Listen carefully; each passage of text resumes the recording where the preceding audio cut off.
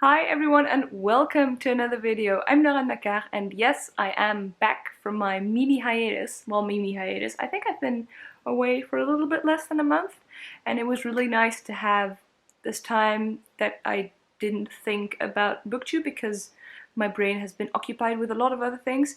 It still is, to be honest, but I realized that if now that I'm in a time where I'm trying to find balance, I don't plan in booktube right now, I'm gonna have a problem later on when I have balance and then I have to fit in booktube. So I am back, I think, and we are back with the wrap-up for the month of August. I don't think I read much in August, at least for me I didn't read much. I think I finished only 4 to 5 books.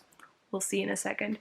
And most of them were audio. One of the reasons that I didn't finish a lot of books is that I'm still reading A Suitable Boy by Vikram Seth with a lot of people with as a buddy read, and it is quite big.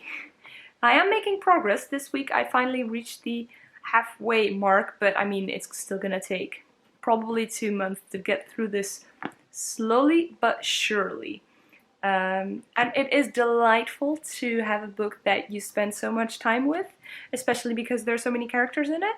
But on the other hand, I mean, I keep reading and still don't finish. I mean, it's the completionist, is that a word, in me has trouble with it sometimes, but as I said, it's delightful to spend so much time with a book at the same time and not be sick of it at all. I just want to keep going, so that's very nice.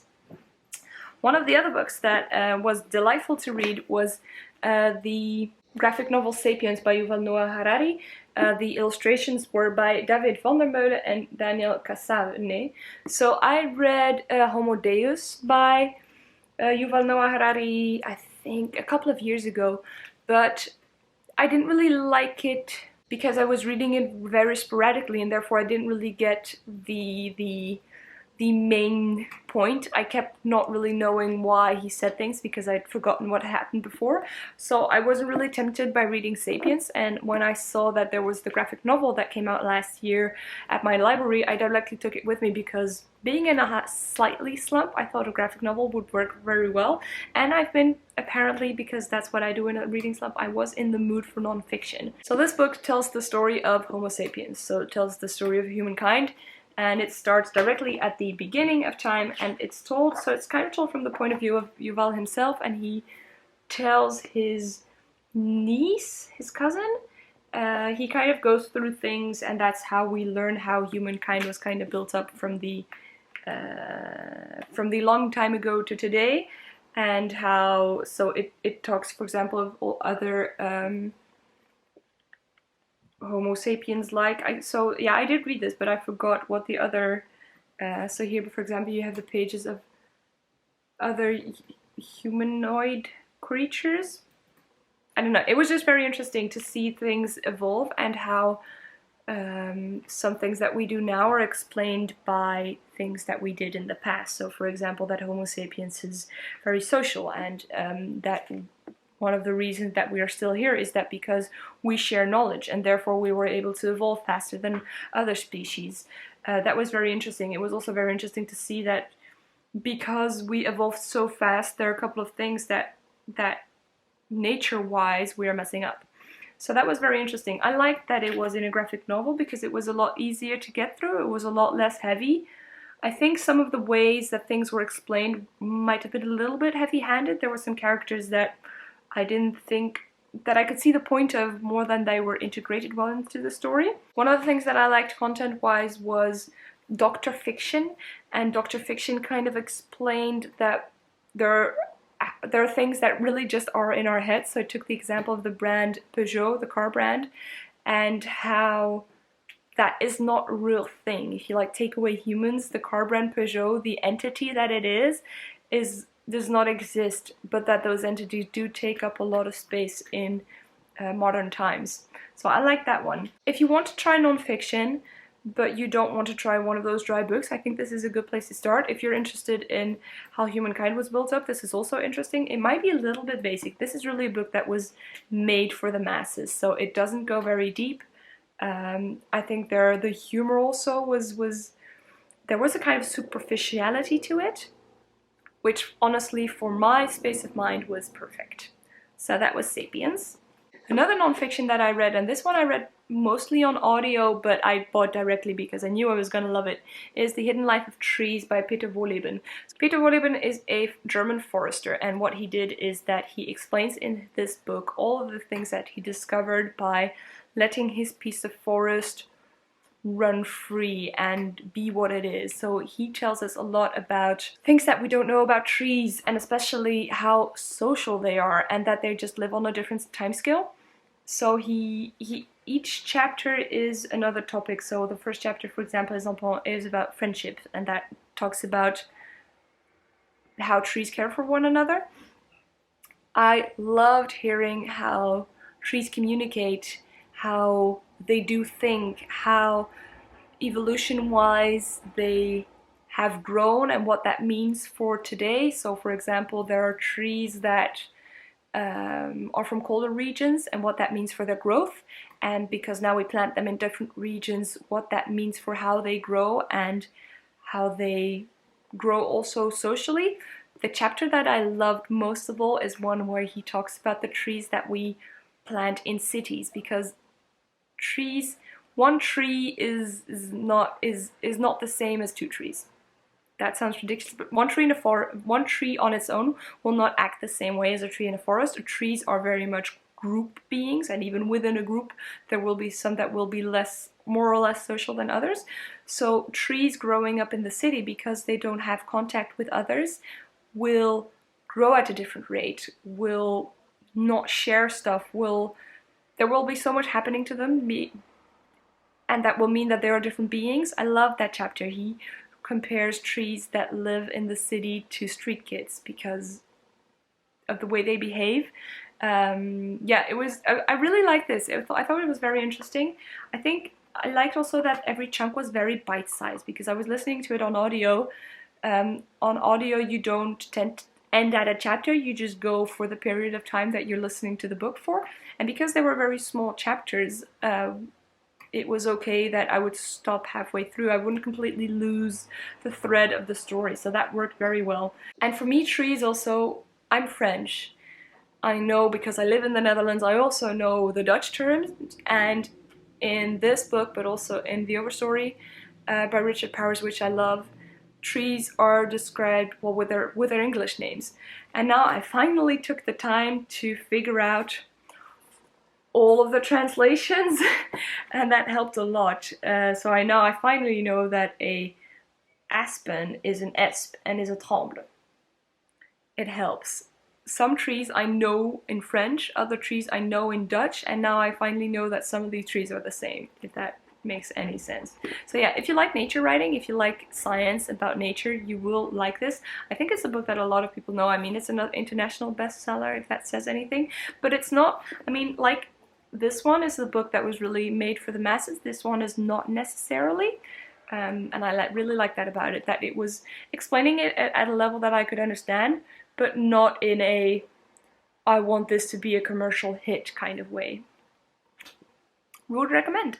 Next we have Burried Giant by Kazua Ishiguro, which I buddy read with Laura from Laura Reads Pages. We read it at the beginning of the month and I was listening to it on audio, and that worked very well. I really like Kazua Ishiguro's writing style, and again in this one it worked. I was afraid, until now I read The Remains of the Day, which is one of my favorite books, and Never Let Me Go, which I liked a little bit less because I already seen the movie and therefore some of the reveals were not as revealing to me, and I was afraid that Kazua Ishiguro's other works would be less, but that was not the case with this one at all. I really liked it. So Burried Giant, it's a book that's difficult to talk about because things are slowly revealed, the world is slowly developed, and it's only while it develops that you realize what the book is about. So I'm afraid that if I say too much about what the book is about, then the book will be spoiled.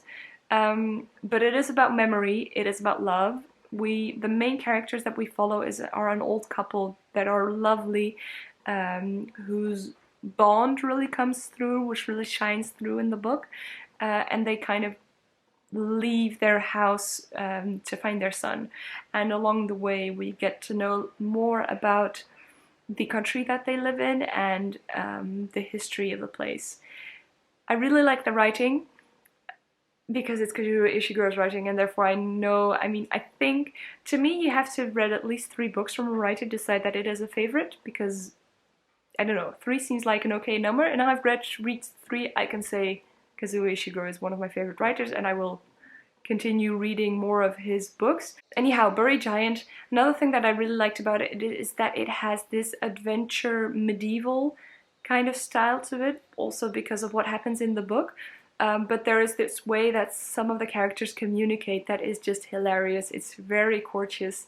There would be battles, for example, between characters, and before the battle they would talk in a very respectful and I don't want to battle you, you are such a wonderful warrior kind of way, and then the battle would just be plop, plop, plop, dead. It was hilarious. I really liked also reading this with Laura. I think it's already the 3rd book that we are buddy reading, and what we also did right now is that halfway through we had a discussion and we thought about where we thought the book would go, and there was one thing that we were spot on, and I have to admit that was very satisfying, but there were other things that just completely went bloop. So that's always nice. So yeah, would recommend Kazua Ishiguro definitely, and if you really like his work, I would also go for Burried Giant. The last book that I want to talk about is by another author that, if she writes a 3rd book, and I also like that one, at least she will be my favorite author, one of my favorite authors, I should say, and that is Negar Djavadi, the Iranian-French author that also wrote Des Orientales, which has been translated to English, and the book that I now read is called Ahen. It has not been translated to English. I had no idea she had another book out, and I was strolling in my library, which is a Dutch library, and there it was in French. Like, it was a great discovery, and I immediately also told Paula about it because I know she also liked that author. Anyway, this is a completely different book because it is set in Paris, and while Des Orientales is loosely based on Negar Djavadi's own life, this one is very much fictional. So Arène refers to the arena. It's the French word for arena, and the arena is then a region in Paris that where life is not that easy. It starts off with the death of a young man, and his death triggers a lot of things for very different people.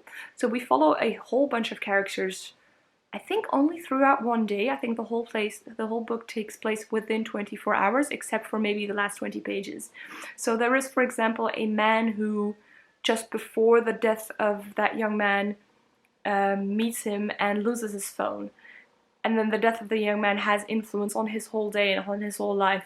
There is a young girl who films the body being found by police agents. There is the police agent herself, who is usually very respectful of very different kinds of communities, and in that instance does something that is very uncharacteristic, but that is just police violence and the influence that has on her life. There are so many characters that it really paints the picture of different lives within that region. And I thought that was very well done. It's not plot driven at all, it's very much character driven, and that is, I think, the way Negar Djavadi describes all these people and their lives also. I really like that. I really like discovering this feel for this piece of Paris. I'm not a huge Paris fan. I know for a lot of people it's the city of love. I don't know if it's because I've been in the wrong places in Paris, but for me it's just rather a filthy city with a lot of rats.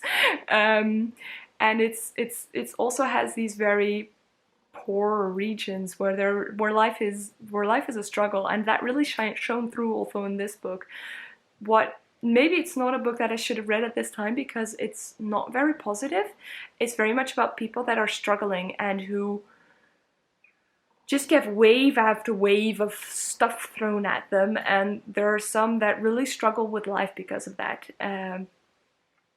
So that's not necessarily easy to. I mean, there are no depression kind of things going on, but it's just people that really struggle with life. So yeah, I really liked it. I hope it's going to be translated as well. I think it will, because Negar Djavadi is an author that I hope, I have decided is on the rise. So yeah, if you can't speak French, you'll have to wait. If you do speak French, I would get to it. Another advantage also for me personally is that it's written in a more modern French, and the books that I tend to read somehow are classics and therefore are in a, you know, the respectable French, the what higher level up, we could say. They're in French more than in English, more so than in Dutch. There are different like language classifications. The language that you speak with your friends, the vocabulary that you use is different from that in most books. And this one, as it takes over this feeling of this region in Paris, it's more of a casual writing, casual language. And because I don't have French friends in that sense that are in France, that vocabulary is not automatic for me. So I felt like the Frenchness in me was like petted a little bit. Like, look, here's attention I'm feeding you. You are now not only in this 19th century France, but you also see a little bit of modern day France of your own country. So that was also, for me personally, very nice. So yeah, I would say now that I'm reflecting, despite only having finished 4 books, it was a good reading month because I really appreciated all of the books that I read. I am definitely, when I'm in France, going to buy Arène, I think. And I also really like Kazua Ishiguro's Burried Giant, so I think I will also get me that one. And this one I already bought. So yeah, I'm doing good on that front. Let me know how your month of August was. I was hearing of more people that were also doing Invisible Cities, that they're in a little bit of a reading slump, so I'd love to hear from you. You might have noticed that there were no Invisible Cities book. That is true. My planning is completely array. Anyway, I'll see you in another video. I have a nice one planned for next week that is actually already pre-filmed. It is the video of all booktube videos, and I will let you guess what that is in the comments. Anyway, see you next time. Bye! Ba-chum, ba-chum, chum.